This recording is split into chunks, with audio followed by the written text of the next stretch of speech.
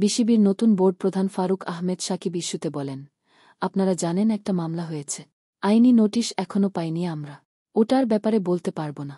FIR হয়েছে, এরপরে তদন্ত হবে। এ মুহূর্তে প্রথম টেস্ট চলছে। রবিবার টেস্টের পঞ্চম দিন।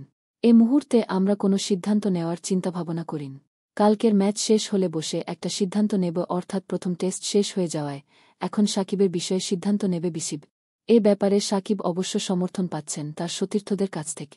কেননা গত ৫ আগস্ট আদাবরে পোশাক কারখানার কর্মী মো. রুবেল যখন গুলিবিদ্ধ হন ও পরে চিকিৎসাধীন অবস্থায় মারা যান, তখন দেশেই ছিলেন না সাকিব।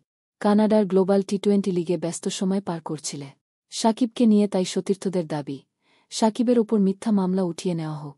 সাকিবকে সমর্থন দিয়ে এরই মধ্যে সামাজিক যোগাযোগ মাধ্যমে পোস্টও দিয়েছেন বেশ কয়েকজন ক্রিকেটার। স্বাভাবিকভাবেই তাই সাকিব ইস্যুতে নতুন করে ভাবতে হচ্ছে বিসিবিকে। একদিকে সাকিবকে দেশে ফেরানোর আইনি নোটিশ, অন্যদিকে দলের ক্রিকেটারদের সাকিবের প্রতি জোরালো সমর্থন, সব মিলিয়ে জটিল পরিস্থিতি।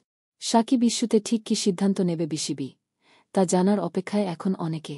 এদিকে সাকিব যে দ্বিতীয় টেস্টেও থাকছেন তার একটা আভাস দিয়েছেন অধিনায়ক নাজমুল হোসেন শান।